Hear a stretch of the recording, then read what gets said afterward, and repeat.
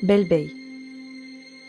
Un quartier résidentiel, sans prétention, posé à l'ouest d'Angers. Pendant longtemps, c'était un coin où la vie suivait un rythme tranquille. La boulangerie d'angle, l'épicerie qui dépannait tout le monde, et puis l'Atmos. Un bar de quartier comme on en voit partout. Un jour, les choses ont commencé à basculer. Les commerces ont fermé les uns après les autres. Le quartier devenait silencieux, presque immobile. L'Atmos tira son dernier service. Le rideau tomba, définitivement. Et alors que tout semblait perdu, en 2019, les choses changèrent, mais dans le bon sens du terme. La ruche de Belle Bay vit le jour.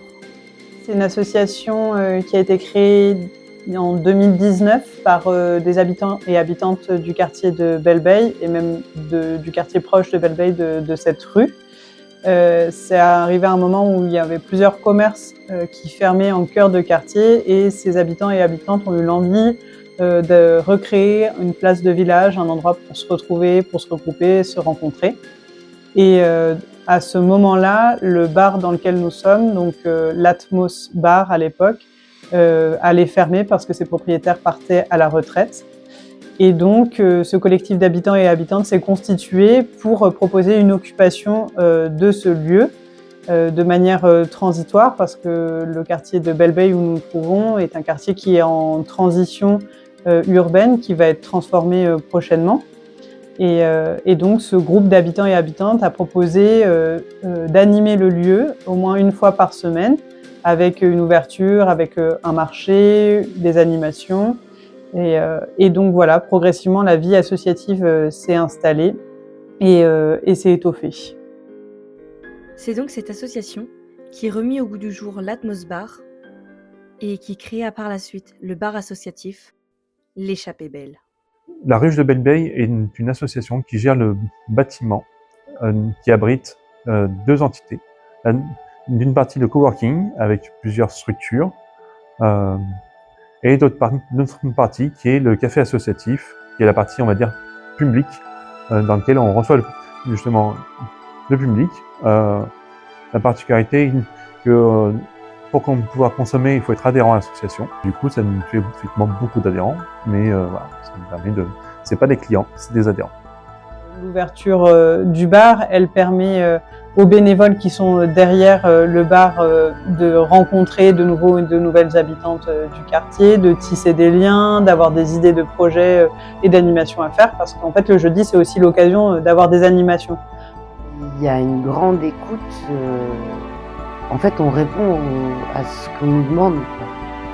Si on sent que les gens expriment le besoin qu'il y ait un lieu où on peut s'entraîner à faire de la musique et continuer à pratiquer son instrument, etc., on va répondre en ouvrant une jam session, un bœuf pour les plus vieux, où les gens peuvent venir sortir leur instrument, improviser, etc.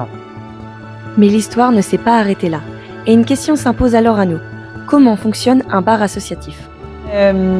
Comment on arrive à fonctionner Déjà en étant à proximité, et puis ne serait-ce que parce qu'elle vit grâce à ses bénévoles et aux gens, pas mal de gens qui habitent le quartier.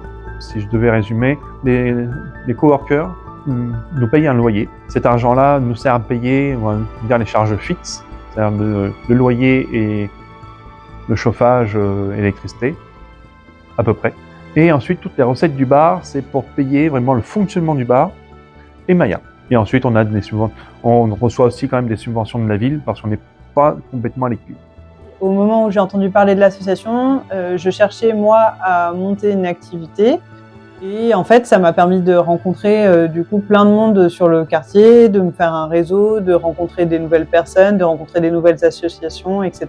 Voilà, c'est comme ça que j'ai connu l'association. C'est même par l'entrée du coworking.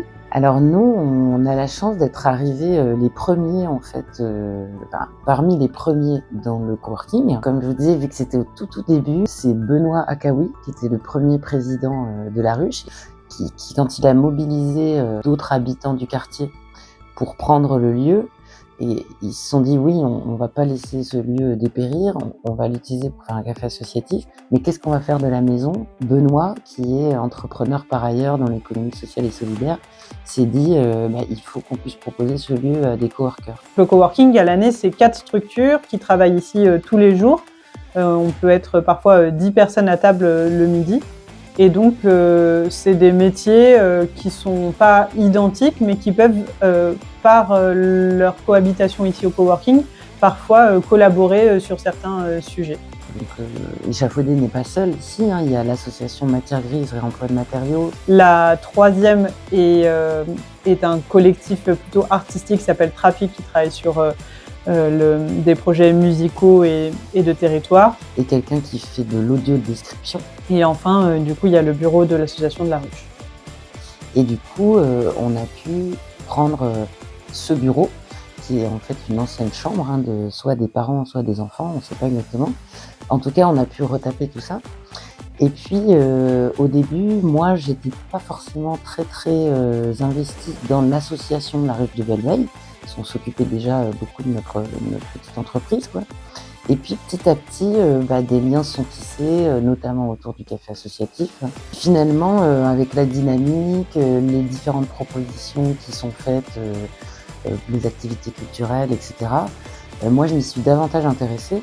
Et puis je me suis rendu compte que je pouvais faire des petites choses pour l'association. On aide aussi, on participe au moins 2 fois par an à tenir le bar associatif. Et du coup, voilà, ça tisse des liens. Les gens qui viennent ici connaissent mieux le visage des coworkers. Et puis nous aussi, nos partenaires en fait se rendent compte aussi du lieu dans lequel on habite, dans lequel on travaille. On est relativement d'accord sur beaucoup de choses concernant le fonctionnement de l'association, sur ses valeurs, sur sa charte. On est complètement raccord avec le but de l'association, tous, et on a à peu près le même niveau d'exigence par rapport à la bienveillance et à la tolérance. Au cœur de Belle-Veille, une idée a pris forme et évolué. Mais une question reste ouverte, simple et efficace. Comment une structure telle que l'Échappée Belle parvient-elle à répondre aux besoins d'un quartier tout entier? C'est encore quelque chose sur lequel on peut avoir un peu de mal à travailler. Parce qu'en fait, entre les sollicitations qu'on a et les possibilités qu'on peut avoir de manière humaine, parfois on est un peu frustré. Après, on répond aux attentes du quartier en leur mettant à disposition notre espace, ce qui est une des principales volontés et une demande qu'on a à travers le quartier. Ce que j'ai envie de dire ici, par rapport à d'autres lieux que j'ai pu visiter, ici, on a une salariée à mi-temps, mais ça fonctionne grâce à des bénévoles, quoi. Donc cette coopération-là, c'est un lieu qui est autogéré, qui sent la force des uns et des autres, des petites forces en fait. On fait une grosse force et on a un modèle qui fonctionne bien, quoi. Donc le fait d'avoir autant de gens qui s'investissent, qui se réunissent aussi, qui se répartissent en cercle, en commission aménagement, commission plutôt événementielle, commission communication. En tout cas, on est hyper organisé pour coopérer à distance, pour être réactif sur des privatisations, sur des demandes. Pour moi, c'est ça la coopération. Peut-être que le ministre, le président ou Maya pourraient vous parler d'autres coopérations. Sans coopération, on ne pourrait pas ouvrir. Sans coopération, on ne pourrait pas vous accueillir. Parce qu'en fait, c'est par la coopération, par la transmission des informations qu'on peut fonctionner. Et comment ça répond à ces besoins? En fait, on répond à ce qu'on nous demande.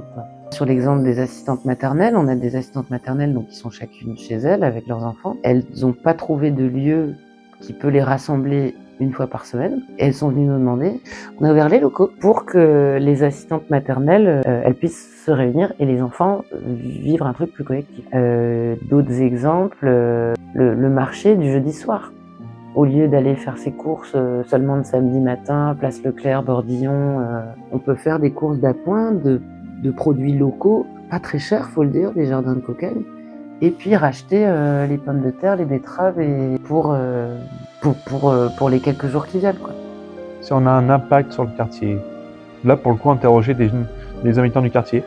J'aime bien l'ambiance qu'il y a. On rencontre beaucoup de gens et sympa, hein. Sympa. Bon ben, c'est pas cher, le café 1 euro, la bière 3 euros. J'ai vraiment envie de dire que ce lieu, voilà, qu'il puisse continuer, qu'il puisse perdurer, se développer au gré des gens qui s'y investissent et qu'on continue à nous faire confiance parce qu'on fait les choses bien et on est capable d'en faire des neuves. On a des super idées, on peut aussi faire du neuf avec ça. Venez découvrir l'échappée belle, venez vous accaparer et venez vous approprier de cet outil, parce que c'est notre lieu, mais c'est aussi le lieu de tous les habitants. Et donc longue vie à l'échappée belle.